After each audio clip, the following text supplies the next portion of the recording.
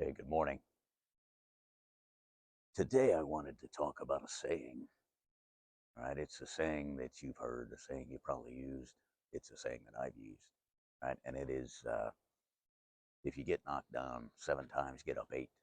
You may have heard it with different numbers, but it's always get up one more time than you've been knocked down. And it's a good saying, right? It talks about determination and resilience and grit, and it's admirable, right? That when something knocks us down, we make our way back to our feet and get back in the fight. But I have two problems with the saying, and the first is that it is mathematically unsound, right? If uh, if I get knocked down 7 times and I get back up each time that I get knocked down, I can only get up 7 times, right? I can't get up an eighth time. But of course, the saying doesn't sound as catchy, right? With get knocked down 7 times, get up seven. So we'll forego that. The second reason, though, is not about the number of times that we get back up, but it's the number of times that we get knocked down. If at a certain point we've really got to ask ourselves the question, why do I keep getting knocked the fuck down? Right? And what am I going to do about it?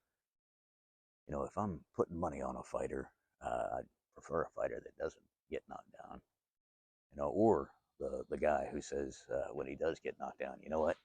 I lowered my lead hand. That was my fault. I'm going to not let that happen again, and I'm going to get back up and get in the fight. If you continuously get knocked down, eventually you're going to get knocked out. And I see this with coaching clients that I work with pretty regularly. And, they'll come in all super excited about a new opportunity or a business or a job or a workout program or a diet or a love interest or a training goal or something that they have. And then the next time I see them, there's, something bad has happened, and that goal, that opportunity, that whatever no longer is there, right? They've been knocked down, but they assure me that, hey, I'm going to pull myself up by my bootstraps and get back in the ring and keep fighting. And again, that's an admirable trait, but it's inevitable, right? If the same thing keeps happening and you keep uh, responding to it the same way, that you're likely setting yourself up for a life of that.